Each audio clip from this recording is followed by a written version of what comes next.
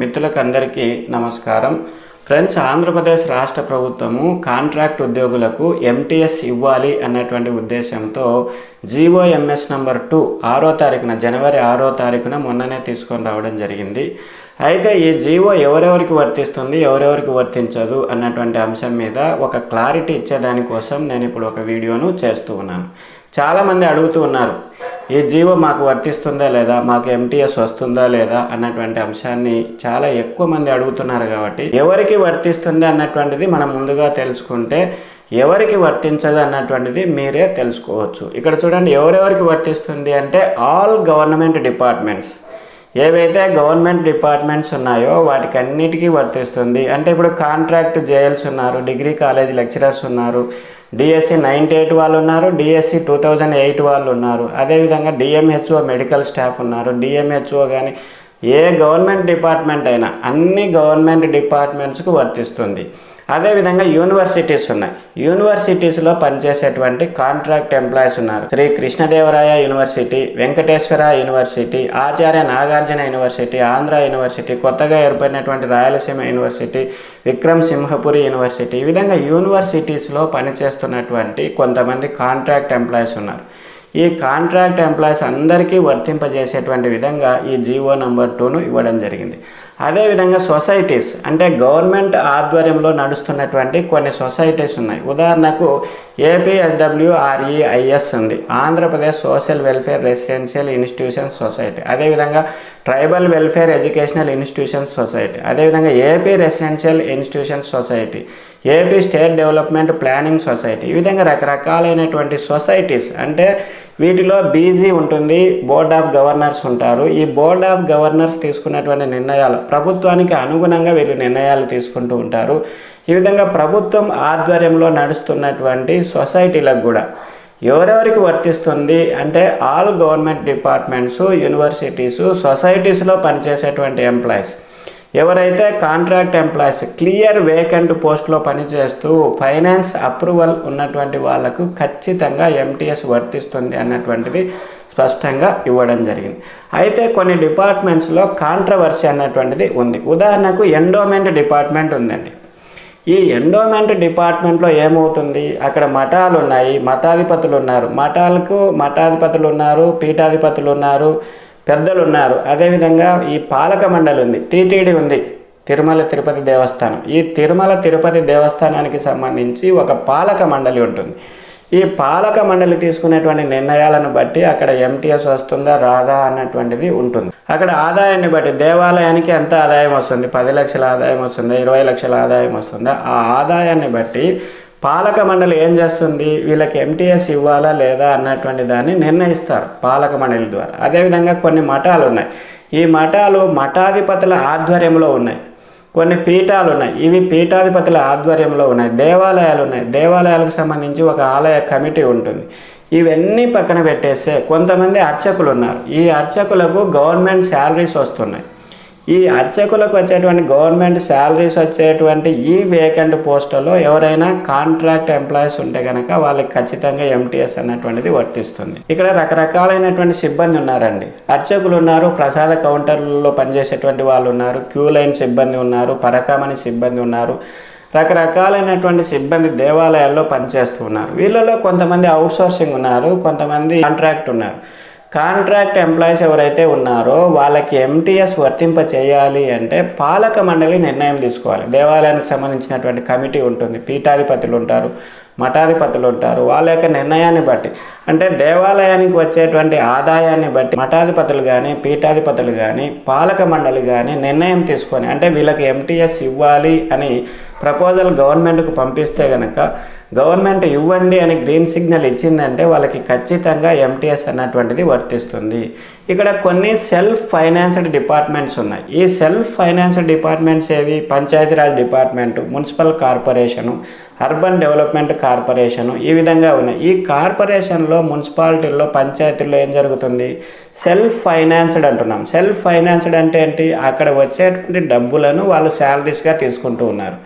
ఇక్కడ ఉదాహరణకు ప్రజలు రకరకాల పన్నులు కడతారు, కొలాయి పన్ను, ఇంటి పన్ను, ఈ విధంగా పన్నులు కడితే ఈ పన్నుల నుంచి వచ్చేటువంటి ఆదాయాన్ని బట్టి వాళ్ళు శాలరీస్ తీసుకుంటున్నారు. అంటే గవర్నమెంట్ ఏం చేస్తుంది, ఈ పన్నుల ఆదాయాన్ని బట్టి వాళ్ళకి ఎంటీఎస్ ఇవ్వాలా వద్దా, వాళ్ళకి ఏ విధంగా చేయాలి, వాళ్ళకి శాలరీస్ పెంచాలా వద్దా అన్నటువంటిది నిర్ణయం తీసుకుంటుంది. అంటే అక్కడ వచ్చేటువంటి ఆదాయాన్ని బట్టి వాళ్ళు ఈ నిర్ణయాన్ని తీసుకునేటువంటి అవకాశం ఉంది. ఈ విధంగా పంచాయతీలు, మున్సిపల్ కార్పొరేషన్లు, అర్బన్ డెవలప్మెంట్ కార్పొరేషన్లలో పనిచేసేటువంటి వాళ్ళకి వాళ్ళ నియంత్రణ ఉంటుంది, మళ్ళీ గవర్నమెంట్ నియంత్రణ ఉంటుంది. అంటే ఒక పంచాయతీలో పనిచేసేటువంటి కాంట్రాక్ట్ ఎంప్లాయీస్ వాళ్ళకి ఎంటీఎస్ కావాలి అనుకోండి, అక్కడ నుంచి గవర్నమెంట్కి ప్రపోజల్ పంపాలి.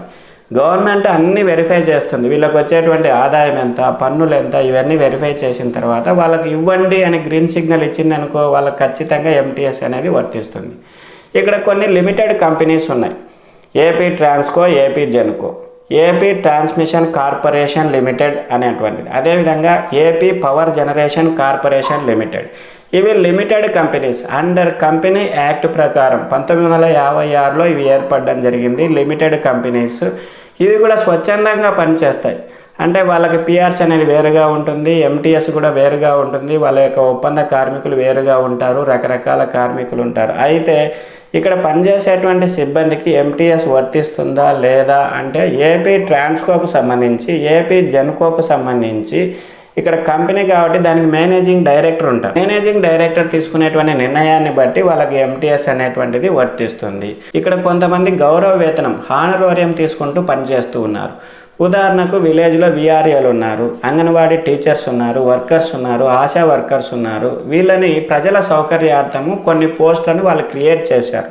అవి గవర్నమెంట్ పోస్టులు కాదు, వీళ్ళకి హానరోరియం వస్తుంది, గౌరవ వేతనం మాత్రమే ఇస్తారు. అంటే విలేజ్లో వాళ్ళ పనులు వాళ్ళు చేసుకుంటూ మళ్ళీ ఎవరైనా అధికారులు వస్తే, విఆర్ఏలు ఉన్నారనుకోండి, ఈ విఆర్ఏలు ఏం చేస్తారు, ఎవరైనా అధికారులు వస్తే పలానా ఇల్లు కావాలి, పలానా పొలం చూపించాలి అంటే వాళ్ళ దగ్గరికి వెళ్ళి చూపిస్తూ ఉంటారు. అంగన్వాడీ టీచర్స్, అంగన్వాడీ వర్కర్స్, అదేవిధంగా ఆశా వర్కర్స్, రకరకాల హెల్త్ డిపార్ట్మెంట్కి సంబంధించి ఆశా వర్కర్స్ను నియమించుకున్నారు. ఎందుకంటే హెల్త్ డిపార్ట్మెంట్ వాళ్ళు అక్కడికి వెళ్ళినప్పుడు అక్కడ ఫెసిలిటీస్ కల్పించే దానికోసం.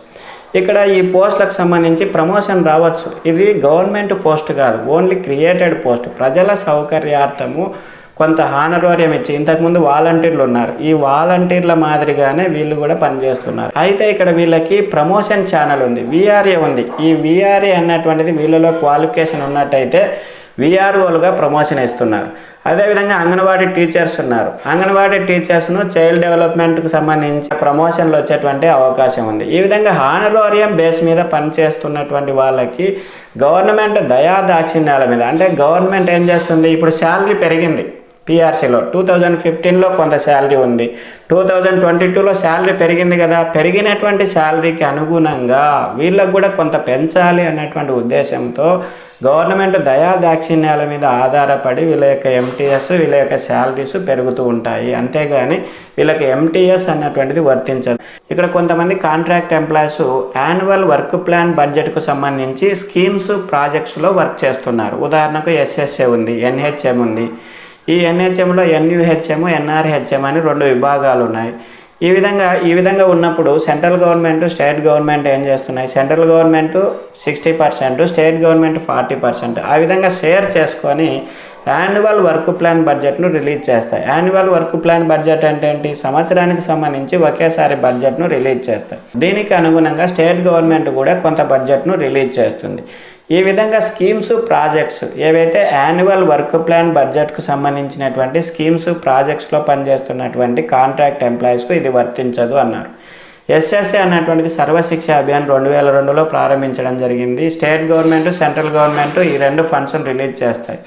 ఎన్యుహెచ్ఎం, ఎన్ఆర్హెచ్ఎం ఉంది, నేషనల్ హెల్త్ మిషన్. దీంట్లో 2 విభాగాలు ఉన్నాయి, national rural health machine, national urban health machine ఉంది. ఈ రెండింటినీ కలిపేసి ఇప్పుడు ఏ విధంగా పిలుస్తున్నారు, పిఎం సమగ్ర స్వాస్థ్య మిషన్ అని పిలుస్తున్నారు. వీటికి సంబంధించి దీంట్లో పనిచేసేటువంటి ఎంప్లాయీస్కు ఎంటీఎస్ అన్నటువంటిది ఖచ్చితంగా రాదు. ఇక్కడ కేజీబీవీ అన్నటువంటిది ఉంది, కస్తూరిబా గాంధీ బాలికా విద్యాలయం. దీంట్లో పనిచేసేటువంటి కొంతమంది కాంట్రాక్ట్ ఎంప్లాయీస్ ఉన్నారు. ఈ కాంట్రాక్ట్ ఎంప్లాయీస్కు నిధులు ఎక్కడి నుంచి వస్తాయి, ఎస్ఎస్ఏ నుంచి వస్తాయి, సర్వశిక్ష అభియాన్ నుంచి వస్తాయి. సర్వశిక్ష అభియాన్కు సంబంధించి నిధులతో కేజీబీవీ నడుస్తుంది కాబట్టి గవర్నమెంట్ ఇష్టాలను బట్టి గవర్నమెంట్ ఒప్పుకుంటే కనుక, అంటే ఆ నిధులు బాగా ఉన్నట్టయితే గవర్నమెంట్కు ప్రపోజల్ పంపిస్తే, గవర్నమెంట్ నుంచి ఒకవేళ పాజిటివ్ సిగ్నల్ వచ్చినట్టయితే వీళ్ళకి ఇవ్వండి అని చెప్పినట్టయితే ఖచ్చితంగా వాళ్ళకి ఎంటీఎస్ వచ్చేటువంటి అవకాశం ఉంది. ఇక్కడ కొంతమంది పోలీస్ శాఖలో పనిచేసేటువంటి హోమ్ గార్డ్స్ మాకు ఎంటీఎస్ వస్తుందా రాదా అని అడుగుతూ ఉన్నారు. అయితే వాళ్ళకు రాదు, ఎందుకంటే అవి క్రియేటెడ్ పోస్టులు. ఫైనాన్స్లో కానీ, ఆడిట్లో కానీ, ట్రెజరీలో కానీ హోమ్ గార్డ్ అన్నటువంటి పోస్ట్ లేదు. ప్రజల సౌకర్యార్థము దాన్ని క్రియేట్ చేశారు, క్రియేటెడ్ పోస్ట్ అని అంటున్నాం. ఇక్కడ కూడా వీళ్ళకి హానరోరియం ఇస్తున్నారు, ఫుల్గా ఎంటీఎస్ ఎప్పుడు ఇవ్వలేదు. అయితే హోంశాఖ ఆధ్వర్యంలో పనిచేస్తున్నారు కాబట్టి హోంశాఖ ఏదైనా నిర్ణయం తీసుకుంటే వాళ్ళకి ఎంటీఎస్ అయితే రాదు. కాకపోతే వాళ్ళకి పెంచాలి. 2015 పిఆర్సీలో ఎంత ఉంది, 2022 పిఆర్సీలో ఎంత ఉంది, ఈ పిఆర్సీలకు అనుగుణంగా వాళ్ళ శాలరీని కూడా పెంచుతూ వస్తున్నారు కాబట్టి హోంశాఖ నిర్ణయం తీసుకుంటే శాలరీ పెరుగుతుంది, అంతేగాని ఎంటీఎస్ వాళ్ళకి వర్తించదు.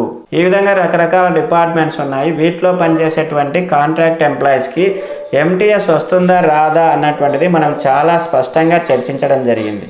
ఇక్కడ జీవో అయితే ఇచ్చారు, జీవో నెంబర్ 2 ఇచ్చారు. ఈ జీవో నెంబర్ 2 అన్నటువంటి దాన్ని ఎప్పుడు ఇంప్లిమెంటేషన్ చేస్తాము అన్నటువంటిది స్పష్టంగా జీవోలో ఇవ్వలేదు. అయితే గత ప్రభుత్వం ఏం చేసింది, జీవో నెంబర్ 5ను రిలీజ్ చేసింది. ఈ జీవో నెంబర్ 5 ప్రకారం కొంతమందికి ఆల్రెడీ ఇంప్లిమెంటేషన్ చేసేశారు. 2015 పిఆర్సీ నుంచి 2022 పిఆర్సీ ఆల్రెడీ ఇచ్చేశారు. జేఎల్స్ ఉన్నారు, డిగ్రీ కాలేజ్ లెక్చరర్స్ ఉన్నారు, వాళ్ళకి ఇంప్లిమెంటేషన్ చేశారు. అయితే ప్యూర్ గవర్నమెంట్ డిపార్ట్మెంట్స్లో కొంతమందికి మాత్రమే జీవో నెంబర్ 5 ద్వారా ఇప్పుడు శాలరీస్ అందుతున్నాయి. ఆల్ కాంట్రాక్ట్ ఎంప్లాయీస్కి వర్తింప చేయాలి అని చెప్పేసి జీవో నెంబర్ 2ను తీసుకొని రావడం మనకు ఎంతగానో సంతోషంగా ఉంది. మీకు అందరికీ శాలరీస్ పెరగాలని, అందరూ ఆనందంగా సంతోషంగా ఉంటారని కోరుకుంటూ మీకు అందరికీ ఆల్ ద బెస్ట్ తెలుపుతున్నాను ఫ్రెండ్స్. All the best.